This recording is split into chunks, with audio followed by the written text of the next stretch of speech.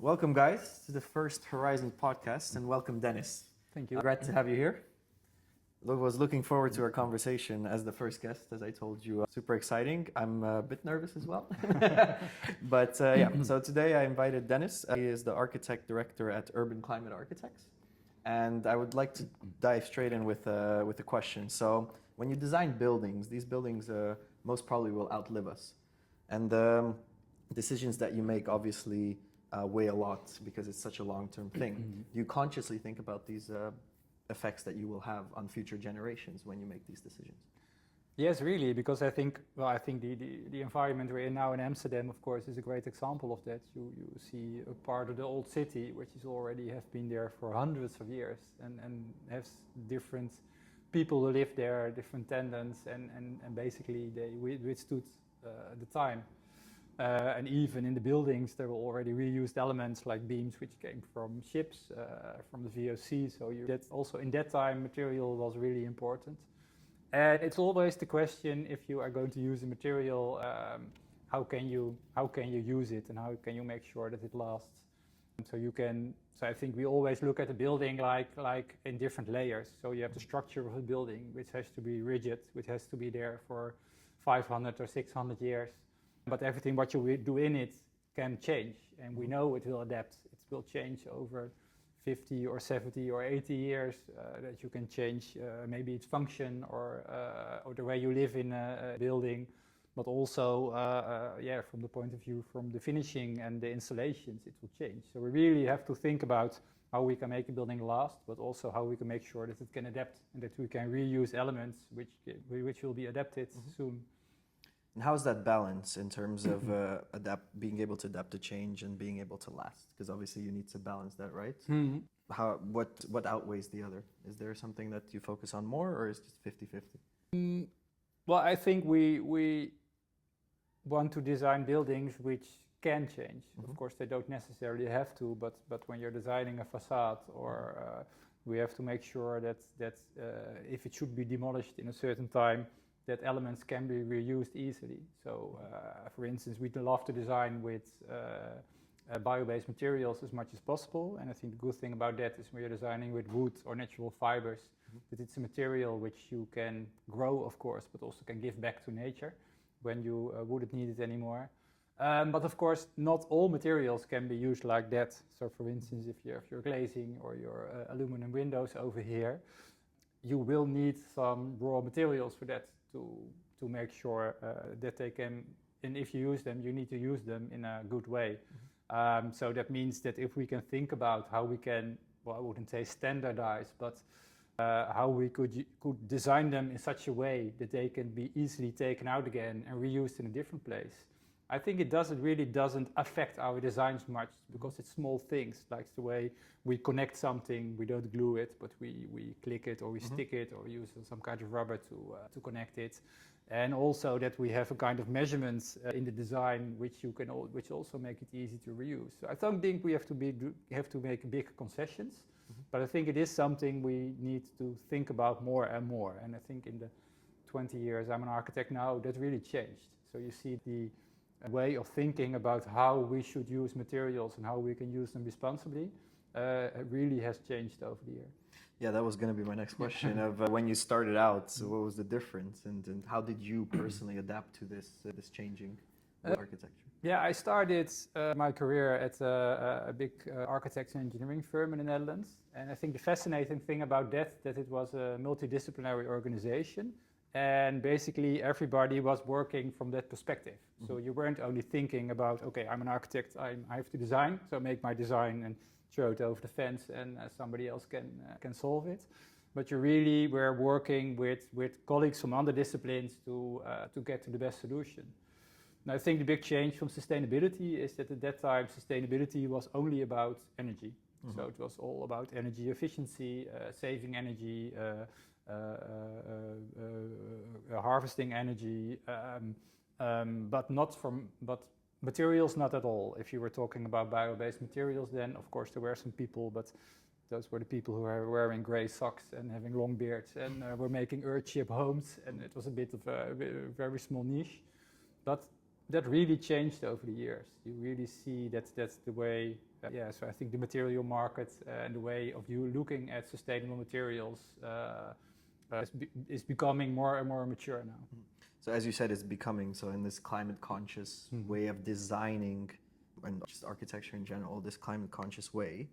Do you think the real challenge is right now technical or in the decision making courage? Because obviously we need to have that courage to be able to use these materials and move forward and innovate. Is that the biggest challenge, or is it more technical? No, I think technical we can do anything. So technically we can do anything, we can solve anything, and even if we also have to be brave enough to start something, also knowing that we probably don't know the exact answer yet, but we know we will get there. So I think technically it's not a problem, but yeah, it's always with innovation. It's a bit of a curve which goes like that. You're starting at a small point with some early adapters, and at a certain point it has to become more common sense, and people have to adapt it, and then it becomes the majority. And I think we're still walking up that hill to get towards. I think we are past the small innovation start and walking more towards the majority, but we're not there yet. So it's still a lot of work to convince people of different strategies. For instance, when we do new buildings, we only build them in wood. I think the most asked question is there enough wood? Which is a stupid question, of course, because nobody's asking, is there enough concrete or is there enough steel? And of course, it's good to think about it because we simply can't just cut down all trees and use them without doing it in a responsible way. But it's strange that people asked it and don't think about it for a concrete building or a steel building, which is actually quite obvious then, but it's still materials which has to come from somewhere, and you have to think about it. And so it's all these kinds of questions you need to ask, people ask, you need to answer, try to get them. Of course, also the cost aspect. People think it's more expensive, but if you do it correctly, it's not. And so I think, that's also a big part of our work, to convince people to build differently, to design differently, and to work differently on the way we look at buildings. And how are you doing that now? How are you trying to convince people? I think this is a way, of course, by doing a podcast. And no, I think we spend a lot of time on it's taken years actually to really become a front runner in that market. And then you see that when you're delivering projects, you're showing the projects to people, you're giving lectures. And doing all these kinds of things to get to show the result, then you see that people are starting to appreciate it, and they also will approach you to that. So I think we're now in a position that people come to us because they want a wooden building. And of course then it's easier because then you don't have to convince them because they already want a wooden building. But it doesn't mean that it's still 8% of the market, so it's still a big way to go, but it still needs good examples, good stories, also that people are happy within wooden buildings and show that it's healthy. So it's really, we really need those stories also to make sure that that the market will become bigger for that. And you mentioned price, because obviously in today's world, it's still climate conscious things are perceived to be more expensive. Yep. Do you see that as the biggest issue right now with this, or that's starting to wind down? I think it's starting to wind out. Of course, there are still quite some developers who are still just focusing on price. And probably they are then not the right client for us. I think we are also working on some projects now which we're making social housing. We did a project for the Salvation Army a few years ago when we actually made a wooden shelter which was cheaper than building it traditionally. So you really also have to look at the benefits, not just about the building costs, but it's also about you save time during construction because you build faster. If you build faster, you have less interest on your ground. When you are building faster, you can open up earlier, so you have your income starts to run earlier. So it's not just about the building costs, so we need to stop focusing purely on those building costs and also look at the total picture. So look at the total cost of ownership and the whole business case. And then you will see that building sustainable is not necessarily more expensive. And is there any doubt in the longevity of these climate conscious ways of building? There are always things. I think we when you look at the way we were going to we were building in concrete, I think it took us about 40 years to perfectionize that. And you still see issues in that also. I think about 10 or 20 years ago there were quite some problems with balconies which were falling down. So you see that also when you're working with a new material, it has a learning curve. So you will run into things, and hopefully, well, things like balconies falling down won't happen, but they can happen. So I'm sure that when you're building with new materials, you also face challenges and things you haven't thought of before. You need to find out. But I hope that by spreading a lot of lessons learned from projects, we also did it with other parties. We just analyzed 20 projects for Built by Nature, where we also shared the lessons learned to the market. To see what parties run into and how did they solve it. And we hope that we can present other people then who want to build like that. That we can already give them a very big list with lessons learned and things they need to think about, which you prevent that they will make a same mistake or make another mistake. Fair. And in this supply chain, obviously, you as an architect, there's developers, there's builders. Who is the front runner in pushing for change? Is it the architects? Yeah, I really think I plea for the architect at least, because I think we are the person in the process who basically have connections to all the parties. So we are at an early stage already in the process because we talk to the clients with the program. We have connections with the markets, with the builders, with the suppliers. So I think the architect really needs to pick his role back again as a bouwmeester. I don't know what's in English, but so at least... what's in English? Yeah. Yeah. At least he has to pick up the central role in the process again. And I think the architect is the person to do that, because not only does he talk to everybody, but he can also visualize it in a good way and show what he wants. So, yeah. Cool. I would like to shift a little bit to decision making. We talked about it a little bit in the beginning. When you're making a decision, it's a broad question, but what are the aspects, obviously, when you... Let's take... you mentioned that you built the hostel in A-Lab, right? In terms of using materials, in terms of all the decisions that go through, what is the one thing that you would say that helps you get that decision decided and move on to action? I think it really depends also on the client. I think when you talk about Klink, it was a hostel, so a hotel, of course, has different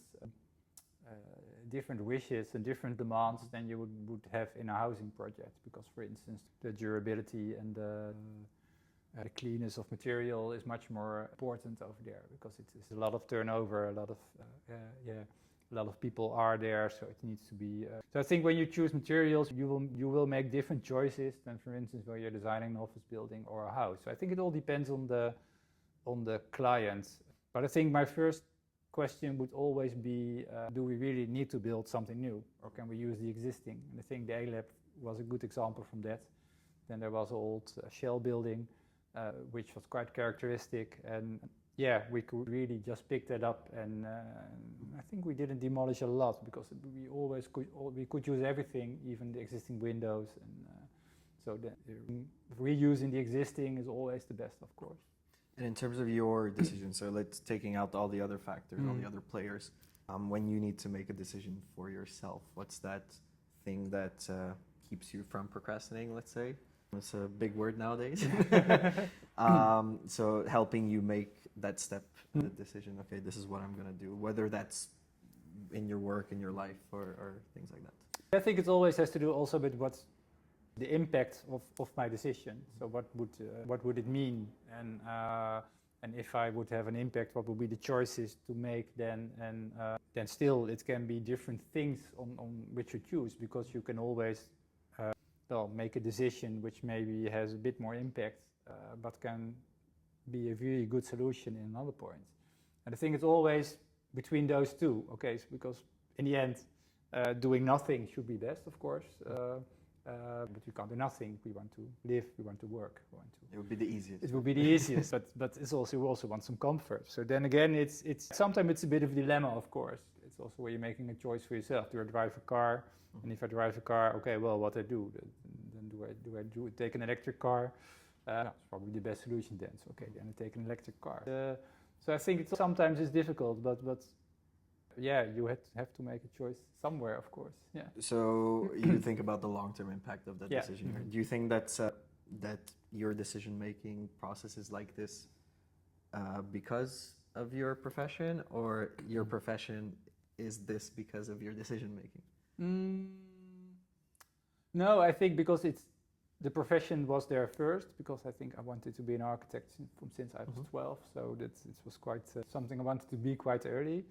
But as I just said, it really changed. The profession changed, and you have to consider a lot more things now than 20 years ago. So I think that's also something which evolves and changes, and it's not something you anticipate. So I think that's the way the profession and the way we look at things, and also the things we know about. I think the awareness of that we need to do something to become more sustainable. I think that really affected also me personally, and also the way I act personally and in personal life. So I think it's the profession first, and which really affected me personally then. Yeah. All right, that's interesting. Mm-hmm. I've heard many different stories of which came first, but but I assume that this was going to be it. My last question would be: I'm a young entrepreneur. I'm on my journey. I need to make decisions every day. Mm-hmm. And I'm curious if you have any advice for me and for our viewers as well, who are young entrepreneurs out there, of how to